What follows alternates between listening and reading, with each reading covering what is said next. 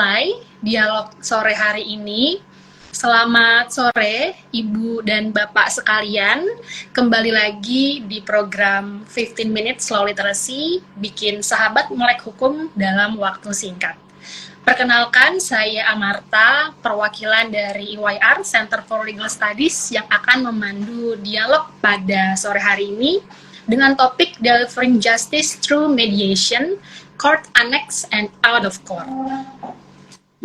Dialog kali ini saya sudah ditemani oleh Bapak Ismu Bahaduri, SHMH.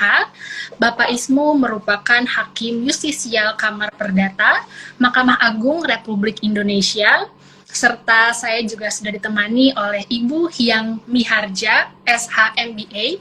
Beliau merupakan mediator yang berpengalaman dalam menangani kasus-kasus yang berkaitan dengan masalah ketenagakerjaan dan juga sengketa komersil. Terima kasih Ibu Hyang dan Pak Ismu sudah berkenan menyempatkan waktunya sore ini. Ya, sama-sama. Dengan senang hati. Baik, sebelum kita mulai ini, Ibu dan Bapak, seperti sudah diketahui bahwa mediasi ini sebenarnya sudah lama dikenal melalui pasal 130 HIR serta pasal 154 DG. Kedua ketentuan pada pasal tersebut mendorong para pihak yang sedang bersengketa untuk menempuh proses perdamaian terlebih dahulu yang didaya gunakan melalui mediasi dengan mengintegrasikannya ke dalam prosedur berperkara di pengadilan. Saat ini di Indonesia penyelesaian sengketa melalui mediasi sudah dilaksanakan di pengadilan atau court annex dan ada yang dilaksanakan juga di luar pengadilan. Keduanya difasilitasi oleh seorang mediator.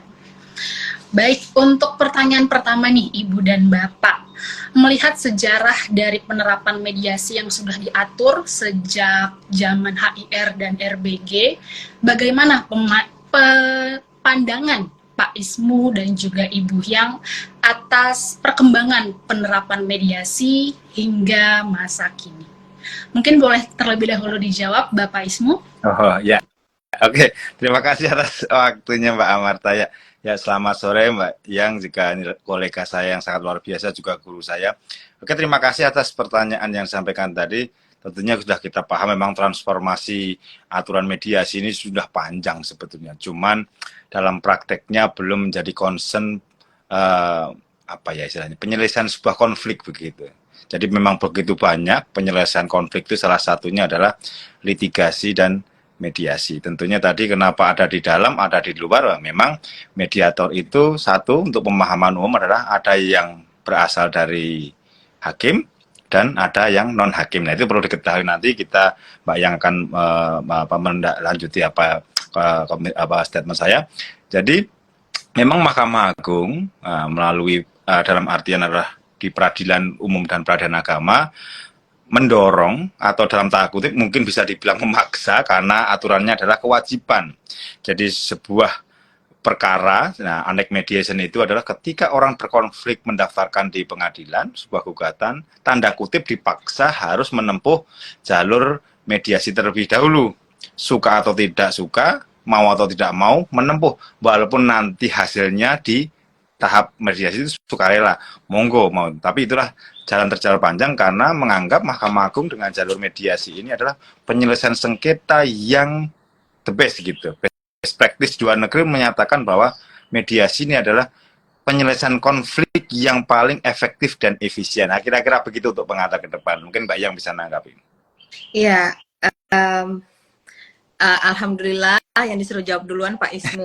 Jadi bisanya dikit.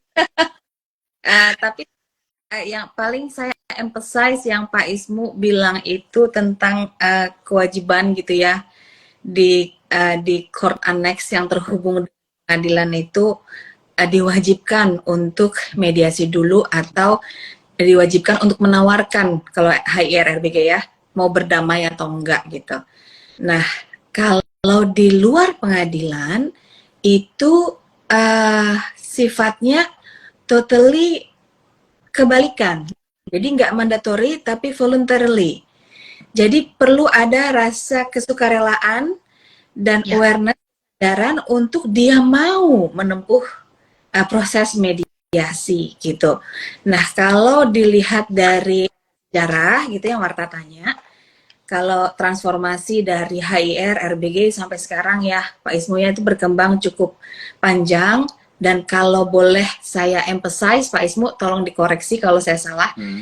Setelah tahun 99 tentang arbitrase dan APS, undang-undang, kemudian Mahkamah Agung kita banggakan mengeluarkan SEMA dulu awalnya ya, kemudian Perma tahun 2003. Artinya sejak promote oleh Mahkamah Agung tahun 2003, tahun ini persis 20 tahun Pak Ismu mediasi di pengadilan. Agung punya keyakinan dan punya kepercayaan akan proses mediasi ini, itu yang kita banggakan. Nah, nanti lagi turunannya lagi kalau di pengadilan itu hakim mediator, di luar pengadilan mediator bukan hakim gitu ya, mediator non hakim begitu. Nanti ada lagi prosedur-prosedur lainnya. Cuma yang bisa saya katakan kalau dari sejarah itu, mungkin saya dari sudut pandang mediator bukan hakim begitu bisa melihat mediasi itu sebenarnya memang udah sifatnya bangsa Indonesia ya Pak Ismo ya. Betul. Dari sudut pandang musyawarah mufakat, nilai-nilai musyawarah mufakat. Jadi kalau disederhanakan, mediasi itu apa sih? Mediasi itu musyawarah mufakat yang terstruktur. Yang terstruktur, yang polanya, prosesnya, tahapannya itu disepakati. Bukan saja secara nasional, tapi secara global. Etikanya juga disepakati, code of ethicnya, code of conduct-nya disepakati, bukan saja nasional Indonesia, tapi juga internasional. Saya rasa itu untuk membuka. Kembali ke Mbak Marta. Baik, terima kasih Bu dan Bapak untuk tanggapannya. Jadi memang kalau untuk mediasi di dalam pengadilan, walaupun diwajibkan sebelum pembacaan gugatan, namun dalam pelaksanaannya para pihak akan bermediasi dengan sukarela. Namun di luar mediasi di luar pengadilan, dari awal perlu kesukarelaan seperti yang tadi Bu yang bilang untuk bisa menempuh prosesnya. Dan memang kalau kita melihat dari sejarah, mediasi ini bahkan dalam Pancasila juga sudah disuarakan mengenai mediasi, yaitu musyawarah mufakat. Seperti itu ya Ibu dan Bapak. Ya. Baik, kita lanjut ke pertanyaan selanjutnya. Dalam mengupayakan untuk mendamaikan para pihak yang bersengketa, baik sebagai mediator hakim dan mediator non-hakim, bagaimana sih Ibu dan Bapak prosedur mediasi ini, baik di dalam ataupun di luar pengadilan, mungkin dari segi proses, jangka waktunya, biaya, dan juga produk hukum yang dihasilkan. Mungkin Ibu Hyang boleh merespon terlebih dahulu. Pak Ismo, kita nih kayak lagi di sidang, Pak Ismo. Iya, tapi nggak apa-apa, it's okay lah, it's okay. Ya, aduh, Masya Allah ini Marta hebat sekali. Jadi kalau pembedaan dari sisi prosedur gitu ya,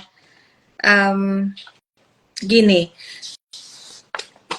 kalau dari out of court, jadi saya bicara dalam konteks out of court mediations, mediasi di luar pengadilan itu, pertama cara para pihak memilih mediator. Jadi mediator itu dipilih secara demokratis, artinya mereka punya hak untuk memilih dari beberapa kandidat mediator yang terdaftar di satu lembaga atau di firma yang menawarkan jasa mediasi begitu, dan melihat ekspertisnya, kemudian mereka ada pertemuan untuk bisa dialog dengan mediator, jadi dari situ dia dapat keyakinan. Nah, menarik nih, nanti Pak Isma akan bisa kasih pengalaman secara hakim, karena kalau di pengadilan, litigasi tentunya ya, keyakinan hakim itu penting.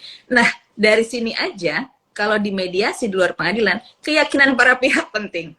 Para pihaknya mesti yakin sama mediatornya, lalu kedua belah pihak, kalau memang cuma dua pihaknya, atau lebih dari dua, misalnya 3 atau lebih dari itu, mereka mesti memilih mediator yang sama. Kalau mediator tunggal, tapi mediator juga bisa ada komediasi. Jadi ada mediator yang tim begitu, komediatornya. Itu pertama dari pemilihan. Kemudian kalau waktu dan biaya, waktu dan biaya itu memang kampanye mediasi itu kan efektif efisien yang tadi Pak Isnu bilang itu proses cepat, sederhana, berbiaya ringan gitu ya, berbiaya ringan, tapi nanti tinggal di compare biaya dengan apa dulu nih. Karena kalau dengan pengadilan barangkali memang Pak Isnu bisa lebih bicara lebih lanjut.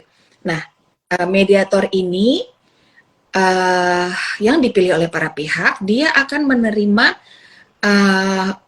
apresiasi gitu ya, atau honor bisa dikatakan itu dari para pihak secara 50-50 supaya keindependensinya itu utuh begitu. Kalau memang dalam kelembagaan misalnya di RSPO, seandainya satu pihak tidak mampu, ada trust fund untuk mengcover itu. Jadi pembiayaannya dikenakan ke dua belah pihak. Nah, outputnya itu kesepakatan, bukan putusan.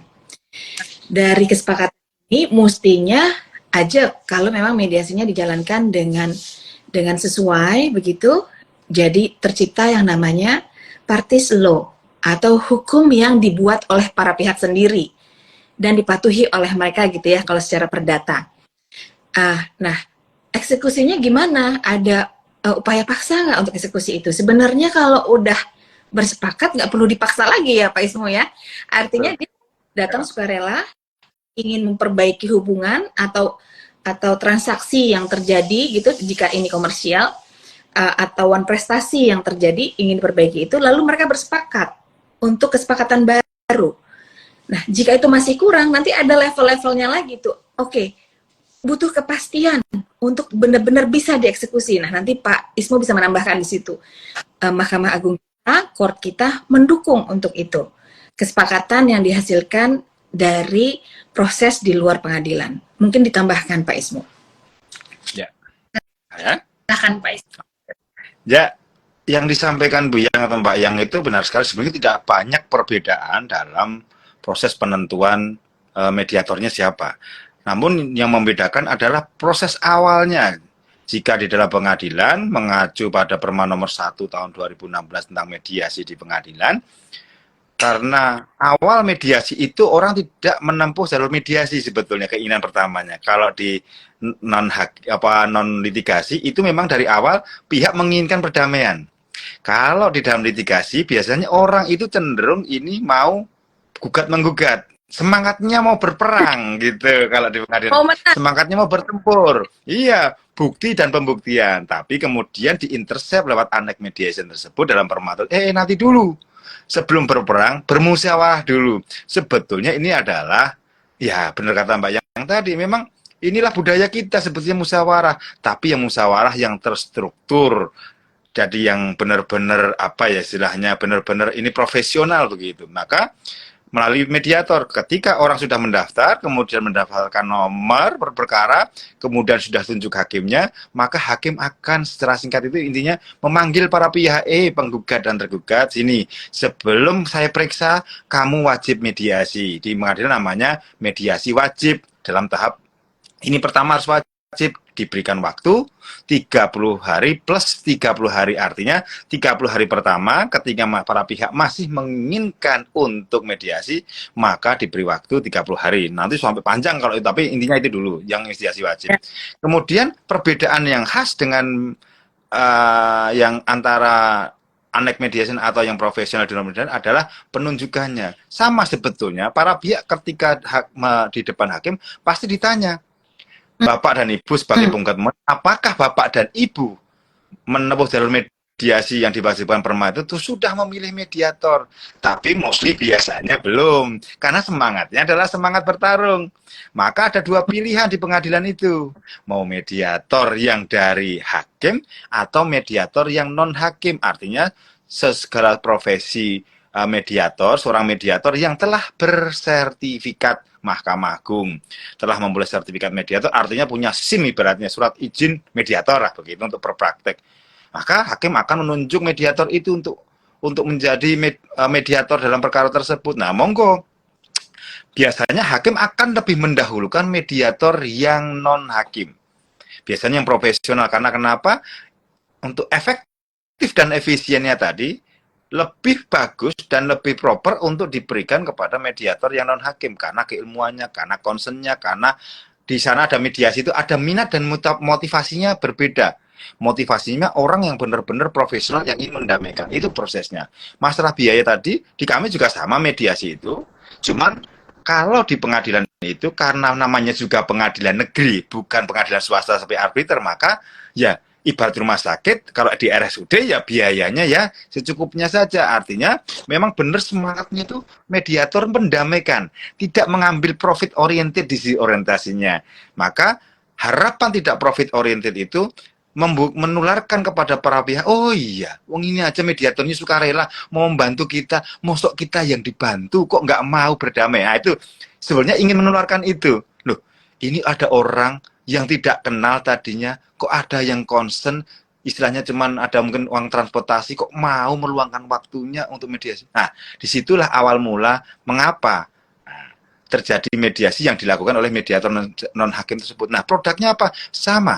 Produknya adalah kesepakatan perdamaian. Namun, di dalam kalau kesepakatan perdamaian artinya ditandatangani oleh para pihak dan bentuknya adalah akte di bawah tangan lah, taruh memang begitu.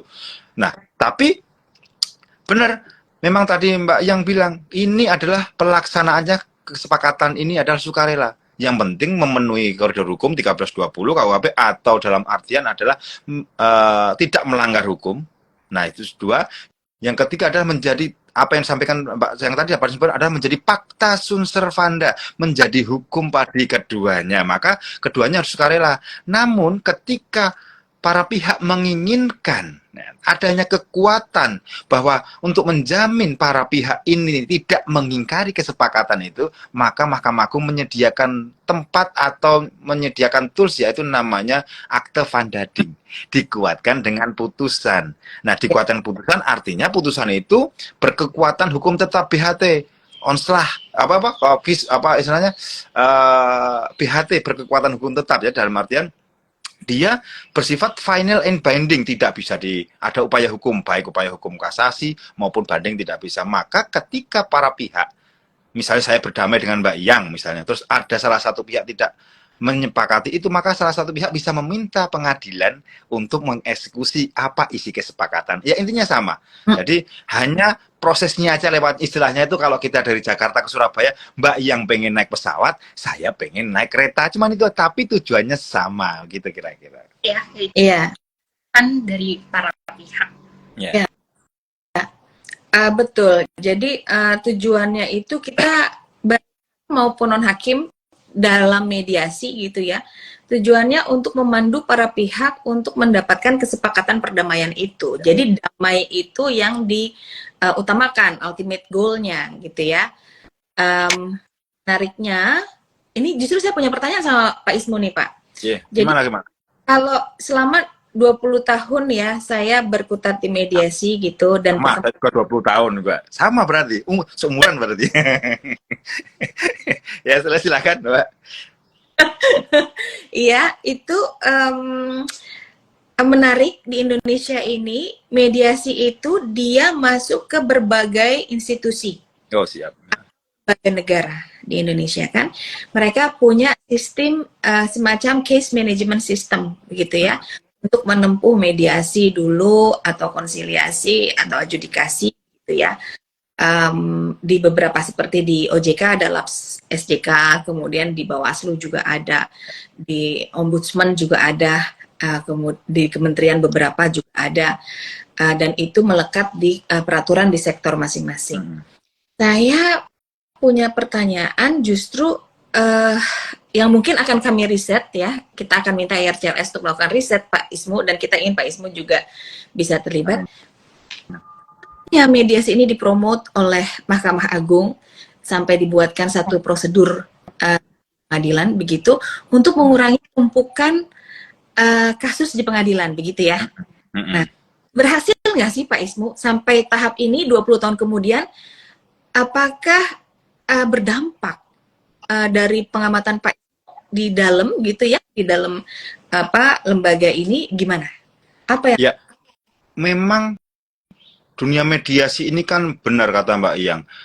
Sejak terbitnya dulu pertama kali SEMA ya, surat edaran Mahkamah Agung, artinya SEMA itu cenderung mengikat ke dalam.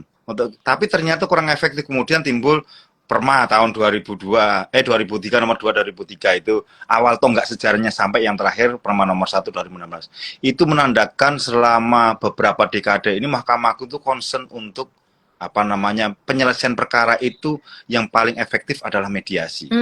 Bahkan saking concernnya Mahkamah Agung itu sekarang seluruh hakim di Indonesia itu wajib memiliki sertifikat mediator. Jadi hakim dalam penyelesaian perkara meskipun itu litigasi minimal meskipun dia berbicara tentang bukti dan pembuktian, tapi di setiap persidangan selalu menggelorakan namanya perdamaian. Bahkan sebelum palu hakim diketuk, pasti hakimnya menanyakan, sebelum palu hakim ditentukan siapa menang kalah, masih adakah kemungkinan untuk berdamai? Bahkan Mahkamah Agung dalam Perma itu membuka, meskipun sudah ada yang kalah menang, masih ada upaya damai dalam tahap upaya hukum. Mau dieksekusi, boleh. Jadi satu-satunya pintu yang sangat terbuka untuk penyelesaian konflik itu adalah mediasi. Salah satu menggelorakan minat para hakim untuk menjadi mediator itu justru ada penghargaan setiap tahun 10 besar mediator berprestasi, artinya paling banyak istilahnya, yang paling banyak 10 besar misalnya, 10 besar hakim yang berhasil mendamaikan itu mendapatkan penghargaan yang luar biasa dari Mahkamah Agung, baik promosinya, baik karirnya, semua macam, itu didukung salah satu penunjang karir ketika bukan hakim memutus, coba. Ini kan kalau kita pikirkan prestasi hakim tidak dilihat dari memutus. Salah satu indikasinya adalah ketika hakim mampu memposisikan diri sebagai mediator, justru diapresiasi yang sangat tinggi. Keren. Dan ini juga mungkin Mbak Yang juga sudah paham bahwa 3 tahun terakhir ini Mahkamah Agung besar-besaran membuat kerjasama dengan beberapa lembaga sertifikat mediator untuk mensertifikasi siapapun orangnya, apapun profesinya, yang penting punya minat dan motivasi, mau S1, S2, SMA, apapun profesinya, ketika orang itu mau concern menjadi mediator, diperbolehkan asal menulis sertifikat dan kita ikut pendidikan. Maka setelah itu, silahkan bergabung, tanda kutip, itu adalah menjadi keluarga besar Mahkamah Agung melalui jalur mediasi. Dan itu eksistensinya sangat diakui. Saya lupa menambahkan, bahkan saking Mahkamah Agung itu sangat concern dengan mediasi, ketika Mbak Yang misalnya menjadi mediator di profesional, ketika misalnya antara Mbak Marta sama Mbak Yang tadi sudah berdamai di luar tapi gagal, kemudian masuk di pengadilan, profesi mediator non hakim tadi sangat diakui. Ditanyakan apakah pernah dimediasi oleh mediator bersertifikat sebelumnya? Pernah. Itu nggak akan dimediasi lagi. Itu wujud penghargaan eksistensi mediator non hakim. Nah sekarang siapapun yang mungkin menyaksikan ini atau mungkin di pintu lain untuk menyaksikan, silahkan mendaftar atau memiliki sertifikat mediator. Dan itu sebetulnya, Mbak Yang boleh tadi, tidak hanya untuk litigasi sebetulnya mediator itu. Mediator itu, skillnya mediator yang Mbak Yang, saya juga muridnya Mbak Yang, itu bisa diaplikasikan dalam di kehidupan baik kerja, dengan teman, lingkungan sekitar, itu sangat luar biasa. Istilahnya mediasi. Bahkan sekarang ini Mahkamah Agung itu bayangkan memaksa seluruh hakim Indonesia tanda kutip dipanggil untuk menjadi mediator. Gunanya apa? Ya gunanya jangan istilahnya menyebar virus, jangan lagi masyarakat Indonesia mempunyai pikiran jika dia berkonflik, dia bersengketa, dia berperkara, pikirannya ke pengadilan. Suatu saat kalau bahasa Jawanya in the end of the day-nya, nanti ketika orang punya masalah itu larinya bukan ke pengadilan, tapi ke mediator. Nah, maka Mahkamah Agung harus menyediakan seluruh. Bahkan Mahkamah Agung itu mempunyai cita-cita, seseorang yang akan menggugat ke pengadilan, itu nantinya harus menempuh jalur mediasi dulu. Jadi, misalnya Mbak Yang atau Mbak Marta mau menggugat Mbak Yang, itu baru boleh mendaftar di pengadilan. Ini ke depan loh, in the end of the day-nya. Nunggu, ada nggak sertifikat gagal mediasi, berita acara gagal mediasi? Baru boleh. Iya. Nah, itu ke depan. Nah, itu untuk salah satu untuk mereduce itu Pak Ismu. Ini politik hukumnya nanti dulu ya. Mudah-mudahan nanti ke depan jika diberi amanah ya kita concern ya bantu Mbak Yang dibantu dong, Mbak Marta bantu. Mungkin salah satunya ini membantu kan. Nah, itu yang concern. Sekian kira-kira begitu. Iya. Apa ya yang bisa ditambahkan? Menarik sekali tentang mediasi ini. Nah, menariknya kalau dari pengalaman saya itu mediasi Pak Ismu dan Mbak Marta itu kesepakatannya itu bukan sekedar oke, ganti rugi berapa gitu ya, terus hubungan bagaimana gitu ya, terus reputasi yang terpulihkan. Tapi menariknya mediasi itu bisa membangun satu sistem baru di masyarakat, di area konflik tersebut yang dimediasi. Di arena konflik tersebut yang dimediasi. Artinya ada perubahan yang mereka upayakan sendiri ke depannya gitu. Ada satu sistem baru terkait misalnya yang dikeluhkan apa? Kalau di perusahaan misalnya jaminan kesehatan, atau di masyarakat apa yang dikeluhkan, di keluarga, di kasus keluarga apa yang dipermasalahkan. Nah, itu ada perubahan di situ. Itu indahnya mediasi menurut pengalaman saya, dan kadang-kadang bisa selesai dalam waktu kurang dari setengah hari. Paling cepat 2-3 jam. Deal making, ya. Tapi bisa juga sih lama, bisa juga lama dalam artian memang rata-rata kita upayakan dalam 30 hari rentang waktunya ya Pak Ismu, sama di luar juga begitu, tapi bisa diperpanjang. Nah, bisa diperpanjangnya ini jika misalnya udah 30 hari tambah 30 hari belum selesai juga, tapi mediatornya punya punya pandangan atau punya opini bahwa ini masih bisa diselesaikan, itu masih diperpanjang lagi. Paling lama yang saya pernah alami itu sampai rentang waktu 6 bulan. Kalau dari rentang waktu. Namun kalau dihitung jamnya itu hanya kurang dari 100 jam. Kurang lebih 60-70 jam. Itu yang paling lama. Kalau bicara waktu. Gitu. Baik, diskusi yang sangat menarik Ibu dan Bapak, dan kebetulan ada yang bertanya untuk segi ongkos. Kalau dari segi ongkos, apa mediasi lebih murah, Ibu dan Bapak? Ya. Saya dulu atau Mbak Yang dulu? Kalau Pak Ismu boleh. Nah, saya dulu gini. Kalau saya kenapa concern sekali dunia mediasi ini? Jadi Abraham Lincoln itu tahun 1850 pernah mengatakan, orang yang berlitigasi, orang yang, ini zaman berapa abad, 2 abad yang lalu, kalau orang menempuh jalur menyelesaikan sengketa melalui pengadilan itu, sebetulnya yang menang pun adalah orang yang kalah. Itu pasti. Karena kenapa? Ilustrasinya begini, apakah ada pertandingan tinju yang menang itu nggak babak belur? Meskipun dia menang, mesti badannya, mukanya juga benyok-benyok. Sama, sama. Karena kenapa? Bisa dilihat dari waktu. Penyelesaian perkara, jangan dipikirkan bahwa perkara itu di litigasi itu selesai 5 bulan di pengadilan dan dibatasi. 5 bulan apakah lama? Bisa lama sekali. Bayangkan, kita dengan teman kita nggak bicara 3 hari aja rasanya gimana. Itu suruh 5 bulan bertarung. Memikirkan sesuatu yang harus menstandarkan penyelesaian perkaranya oleh hakim. Kan begitu. Jadi permasalahan saya dengan Mbak Yang misalnya dari perkara itu kan suruh menyelesaikan Mbak Marta sebagai hakim. Kita nggak punya hak untuk menyelesaikan diri kita sendiri. Ya. Kan begitu. Nah, kalau di dunia itu belum di tingkat kasasi, belum di tingkat PK, banding dan lain sebagainya. Nanti ada perlawanan pihak ketiga dan lain sebagainya. Itu bisa setahun 2 tahun dan itu juga ongkosnya sangat mahal. Karena ingat, gugatan itu adalah private to private. Orang melawan orang, maka negara nggak hadir. Negara dalam artian biayanya dibiayai oleh para pihak sendiri. Dan hebatnya lagi, yang susahnya lagi adalah yang membayar biaya perkara adalah yang kalah. Bayangin dari argumentasi. Sudah kalah, suruh biaya perkara. Sudah banyak. Nah, tapi itulah hukum.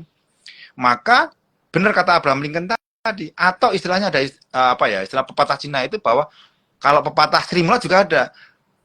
Istilahnya berebut sapi bisa kehilangan sapi lagi.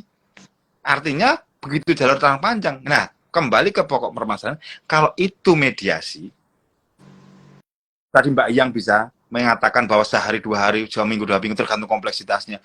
Sebetulnya mereka itu cuman karena buntu. Dia hanya memakai kacamata kuda bahwa selesai itu biar hakim. Dia lupa berpikir bahwa dia pun sendirinya, para pihak itu bisa menyelesaikan perkaranya sendiri sebetulnya. Hanya jalur komunikasinya yang tidak ada, tidak lancar. Maka ketika mediator itu hadir, pikiran out of gebok pikirannya tidak hanya ganti rugi, ternyata penyelesaian sebuah konflik itu banyak sekali tuh. Tidak hanya menang dan kalah tuh. Oh ternyata menyelesaikan perkara itu bisa sama-sama menang tuh. Sama-sama mengalah, bukan kalah loh, mengalah, berbeda. Nah, itu ternyata itu yang kita harus doktrinasi dalam tanda kutip kepada para pihak. Dan biayanya murah, ya murah. Tadi Mbak Iyang aja bilang paling lama 6 bulan, itu pun paling lama. Ya kan artinya, padahal itu di pengadilan paling cepat. Loh, coba bayangin, di mediasi paling lama, di litigasi paling lama, di mediasi di mediasi paling lama, di kita paling cepat itu selesainya. Maka ketika sepelik-pelik apapun pengadilan memberikan waktu 30 hari, artinya ada keyakinan dari pembentuk undang-undang ini bahwa dalam 30 hari itu selesai. Karena istilahnya itu salurannya tidak ada gitu. Komunikasinya tidak ada. Jadi komunikasinya disatukan lagi oleh mediator. Nah, biasanya konflik itu terjadi hanya karena kurang saur komunikasi, tidak bisa berbicara. Nah, kira-kira begitu. Jadi, tidak ada yang rumit. Biayanya apa? Tadi ada pertanyaan di layar juga. Apa saja perkaranya? Semua perkara yang menyangkut keperdataan, kecuali yang diatur undang-undang ada perkara KPPU, kepailitan, dan sebagainya ada diatur. Tapi perkara perdata umumnya perbuatan melawan hukum dan melawan prestasi, yakinlah jalur mediasi itu paling awal. Karena ini logikanya. Kenapa tidak menempuh jalur mediasi dulu? Rugi sebetulnya kalau nggak ke mediator dulu. Toh kalau masuk pengadilan juga suruh berdamai kok. Kan begitu logikanya. Mendingan berdamai dulu, mencari mediator bersertifikat. Kalau gagal baru ngugat. Nanti di pengadilan tidak ada mediasi lagi. Kan sama aja. Tapi semangatnya tidak bertarung. Karena kalau ngugat ke pengadilan itu semangatnya sudah ngajak bertarung. Kalau datang ke mediator, semangatnya ngajak berdamai. Tapi kalau gugat ke pengadilan dulu, semangatnya bertarung. Nah, itu yang membuat paradigma berpikir itu. Maka walaupun saya mediator dari pengadilan, tetap mendorong mediasi itu adalah yang profesional. Langsung ke mediator yang bersifat langsung menjadi filter pertama untuk penyelesaian sebuah konflik. Gitu. Indah. Mediasi ini Ibu dan Bapak. Kalau Ibu yang sering bicara, konsepnya itu adalah peace building, ya Ibu ya? Ya, building itu selaras banget sama yang Pak Ismu katakan, apa yang dipromot oleh Mahkamah Agung, bahwa bahkan dibuka siapapun yang punya motivasi bisa ikut pendidikan mediasi, bisa berperan sebagai mediator, paling tidak di lingkungan kehidupannya sendiri, gitu ya Pak Ismu ya? Mahkamah Agung mendorong itu. Nah, di situ sebenarnya nilainya adalah mendorong sedikit demi sedikit, setahap demi setahap, peace building itu tercipta. Karena nengok di lingkungan RT ada seorang mediator, di kantor ada gitu ya. Sehingga konflik itu bisa diselesaikan, bisa di-resolve. Jadi saya rasa sejalan itu dengan apa disampaikan Pak Ismu. Nah, menambahkan dari tadi ada pertanyaan di layar yang Pak Ismu sudah komen, kasus apa saja? Gimana Mbak Marta pertanyaannya tadi? Jenis kasus seperti apa? Apa yang biasanya mendorong pihak yang bersengketa untuk memilih jalur mediasi, alih-alih meneruskan ke proses pengadilan? Kalau dari pengalaman saya gitu ya, jenis kasus apa? Tadi Pak Ismu sudah sampaikan mengenai keperdataan gitu ya, private cases. Nah, tapi cirinya itu Pak Ismu, boleh luruskan jika saya kurang tepat, itu adalah jenis sengketa atau konflik kalau memang dia datang ke mediasi on voluntarily basis, itu adalah sengketa yang melibatkan reputasi. Itu satu. Melibatkan reputasi. Dia ingin reputasinya terjaga. Kalau baik secara individu maupun secara entitas gitu ya, secara badan hukum.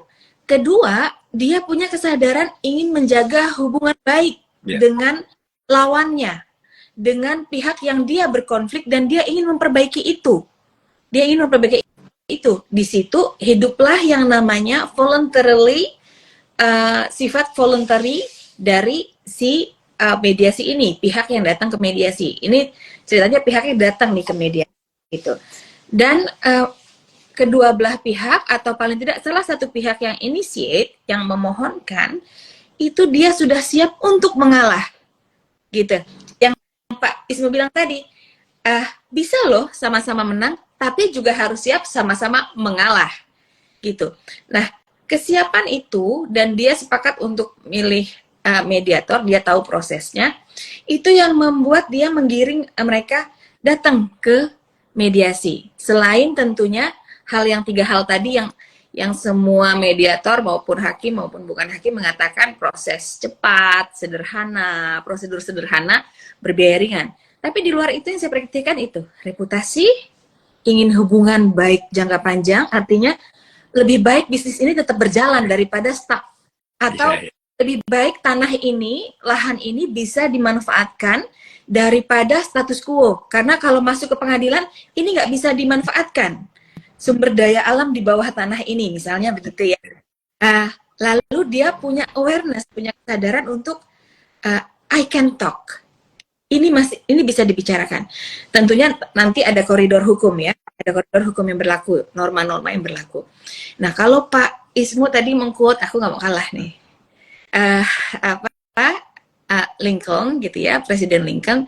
Ini tapi saya lupa siapa yang ngomong. Karena gini, di mediasi juga dikenal begini. If you want to make peace, kalau kamu ingin berdamai, menciptakan perdamaian, then talk to your friend. Oh ya. Talk to your enemy. Talk to your enemy. Yeah. Nah, friends gitu.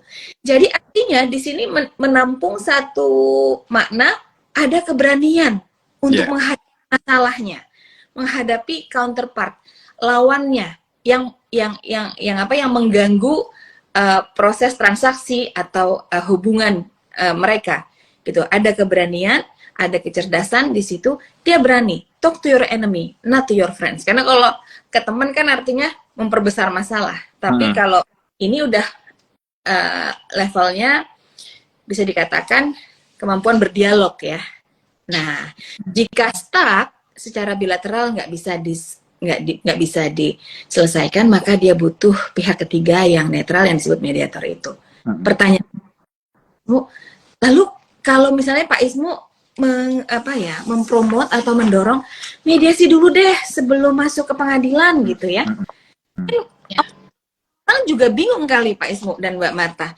Tapi mediasi itu kemana ya carinya mediatornya gitu? Barangkali belum terlalu populer Pak Ismu.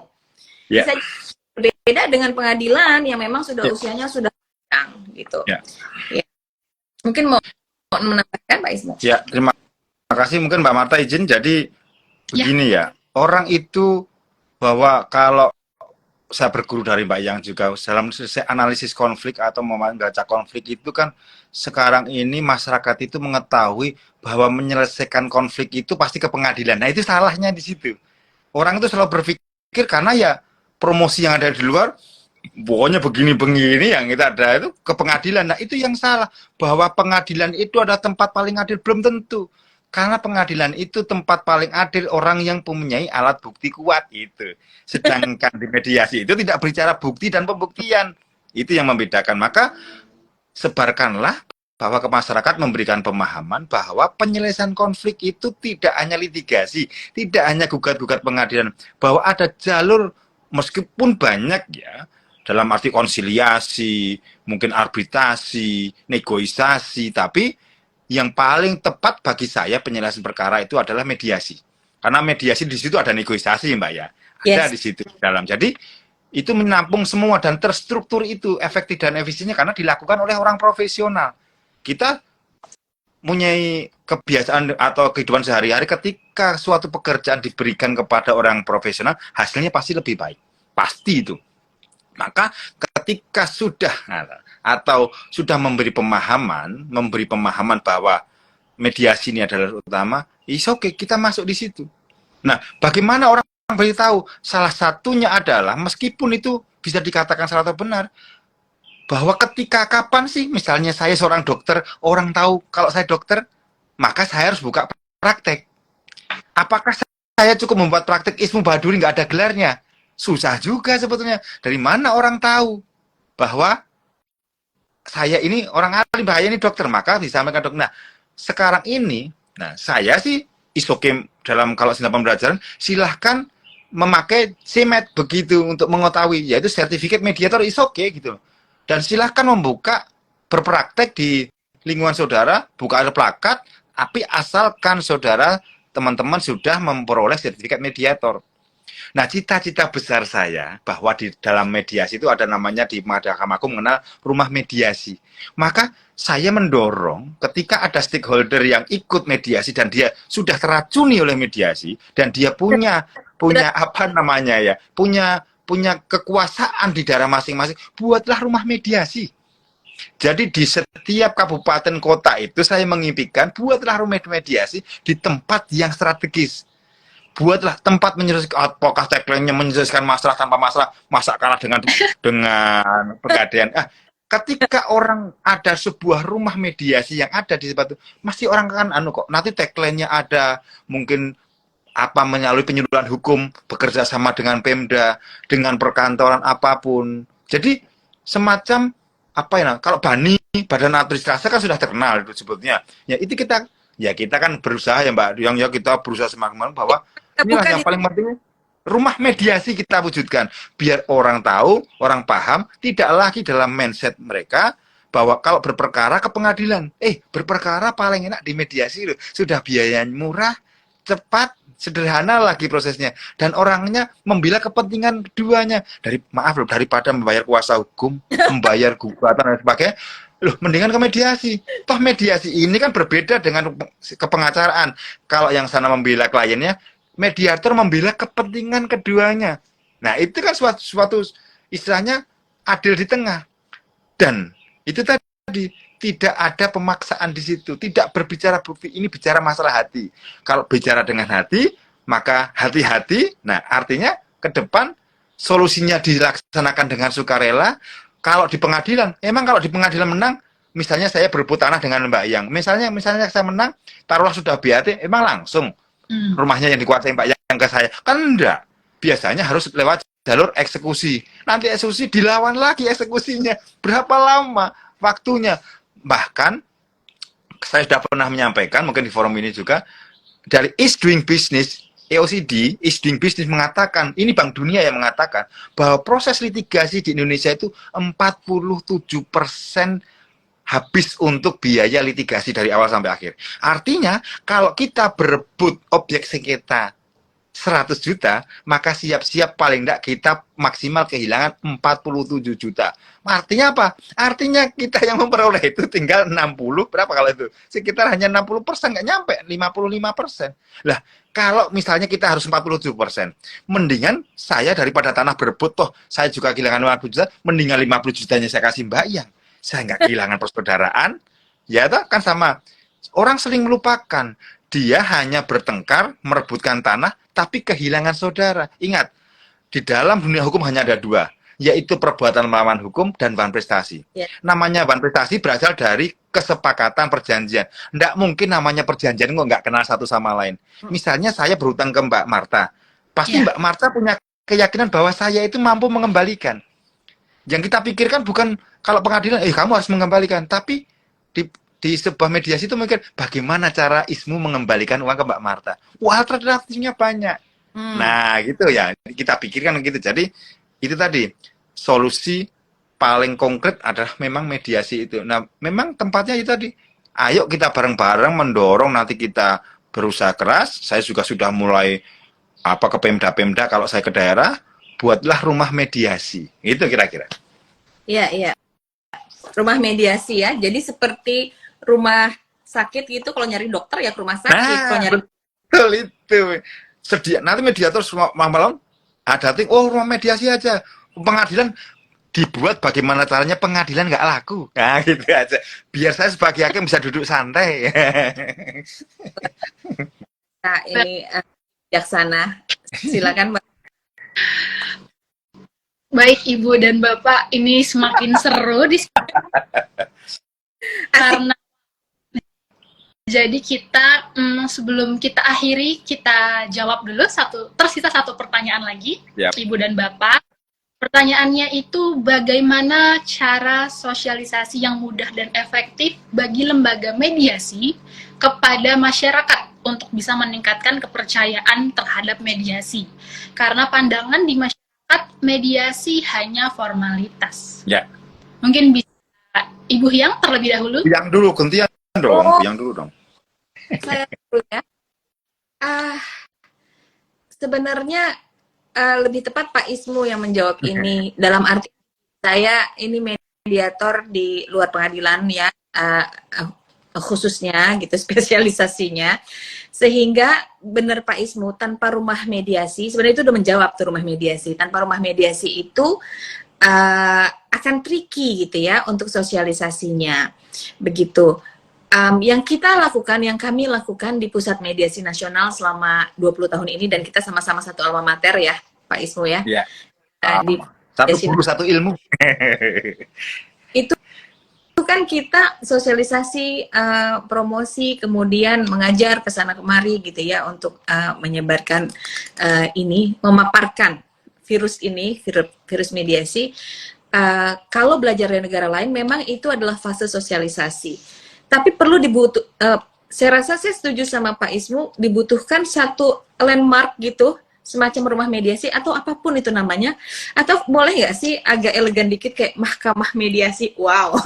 Ya, boleh juga itu. Iya, jadi nasional kan, kalau itu kan nasional, artinya satu tempat nasional. Nanti mungkin kalau diawali dengan rumah mediasi seperti halnya rumah restoratif, rumah RJ gitu kan, ada kan di daerah-daerah. Ya, ada. Itu juga bisa, karena kalau untuk mempromosikan apa kasus yang diselenggarakan, di handle secara mediasi dan lain sebagainya, memang sulit untuk mencari di berita, untuk studi contoh kasus yang real gitu, karena sifat confidentiality-nya. Paling kalau ilmunya kayak gini kan kita upayakan nih, kita sosialisasi dengan ini, nanti kita post di sosial media, di YouTube, terus orang bisa putar kembali, lalu nanti bisa reach out ke IRCLS atau nanya ke narasumber langsung, begitu. Itu sosialisasi yang kita upayakan. Tetap yang dibutuhkan adalah praktiknya. Si model rumah mediasi itu atau mahkamah mediasi itu perlu jreng gitu. Oh, kesini nyarinya, gitu kan. Oh, di sini tempatnya para mediator dan berproses secara mediasi. Nah, saat ini paling saya bisa katakan, coba buka website Pusat Mediasi Nasional atau lembaga-lembaga lain yang concern di mediasi, atau datang ke situ, karena ada lebih dari 2.000 mediator di Pusat Mediasi Nasional tersebar di seluruh Indonesia. Untuk saat ini begitu. Tapi kita coba dengar nanti juga dari Marta, mungkin ada ide setelah Pak Ismu menjawab nih. Ya, kalau saya setuju dengan apa Mbak Ayang. Sebetulnya Mahkamah Agung itu salah satu concern itu dimulai dari tahun 2003 tadi ya, sudah 20 tahun mengeluarkan itu. Tapi Mahkamah Agung kan lembaga, namanya lembaga, istilahnya kan bukan lembaga eksekutif yang mempunyai kemampuan untuk enggak. Mahkamah Agung itu tidak seperti pemerintahan, maka tidak bisa seleluasa itu, maka bisa mensupport, memaksa untuk mediasi itu. Sebetulnya begini, maka kehadiran seorang advokat, kehadiran pengacara untuk ambil bagian dalam proses mediasi, advokat juga memperoleh sertifikasi mediasi, itu sangat perlu. Jadi ketika ada klien yang datang ke ke pengacara atau advokat, itu dirubah, yuk mediasi dulu baru berproses. Itu lebih bagus. Itu juga harus kita dorong. Kalau Mahkamah Agung dalam seminar kemanapun masalah. Sudah pelatihan, bahkan Mahkamah Agung itu salah satu sosialisasinya kemarin adalah bekerja sama dengan Kementerian Hukum dan HAM. Mahkamah Agung punya cita-cita yang sangat mulia, bekerja sama hukum dan HAM, karena kita nggak punya dana, kita kerjasama ingin mensertifikasi seluruh kepala desa lurah seluruh Indonesia untuk menjadi mediator. Yeah. Artinya mungkin rumah mediator itu ada di kelurahan itu.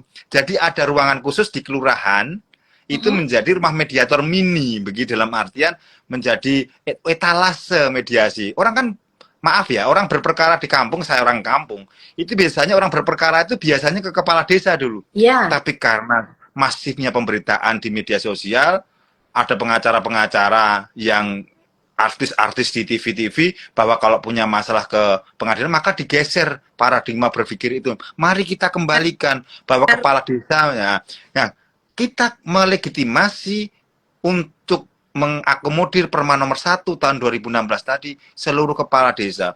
Ini ada pertanyaan dari Pastel Mama Mia ML. Apa ini pertanyaannya adalah mediator di mana pelatihan? Nah, tadi salah satunya Mahkamah Agung kalau tidak salah 23 atau 25 sertifikator. Salah satunya P4M. Saya ini orang Mahkamah Agung. Justru saya berguru di PMN itu berguru berapa lama itu ya? 2 minggu ya, Mbak dulu ya. Tapi mungkin sekarang jamnya sudah diatur oleh Mahkamah Agung.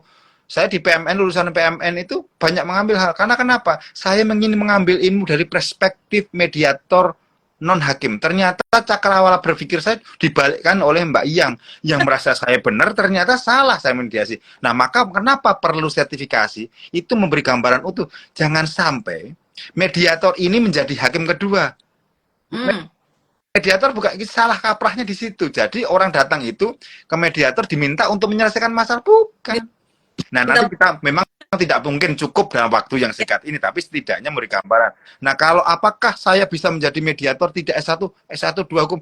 Tidak ada aturan yang menyatakan latar belakangnya apa, Mas Pastel atau Mbak Pastel. Yang penting Mas itu punya atau Mbak punya minat dan motivasi, ikut pelatihan mungkin sekitar seminggu ya, cuma seminggu, ilmunya ada di situ, mempunyai sertifikat, sudah bisa berpraktek dan diakui keberadaan eksistensinya dari Sabang sampai Merauke, dimanapun Anda berpijak, itu diakui eksistensinya, itu yang diperlukan. Jadi sosialisasi kita nantinya. Cuman yang paling utama memang itu dari lembaga eksekutif.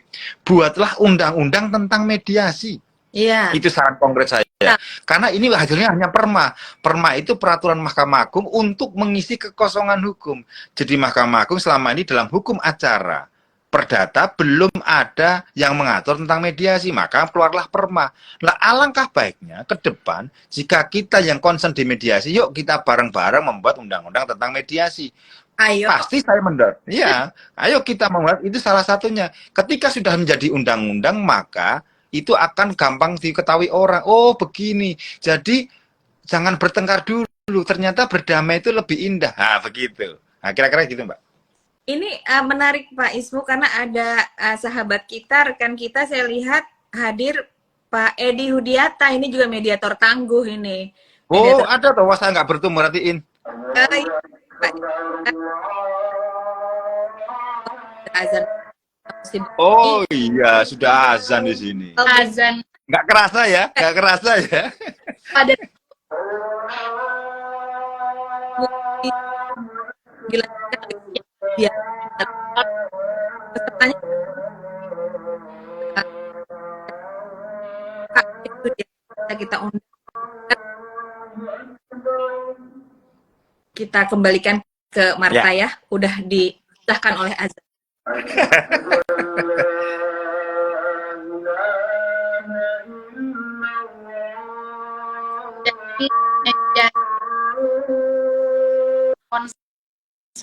Dengan pelaksanaan dan penerapannya mulai dari seluruh hakim di Indonesia ya Pak Ismu ya, sudah dibuat untuk mediasi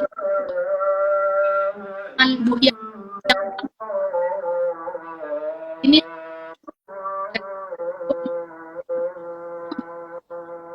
pertama yang menguntungkan kedua belah pihak pastinya. Dan tujuan dari mediasi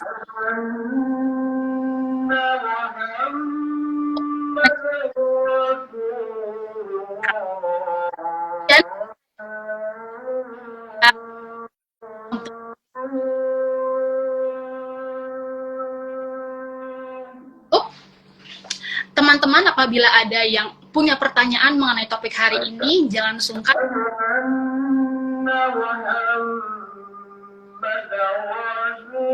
Maaf. Selamat sore, Ibu dan Selamat sore, terima kasih. Marta. Pak.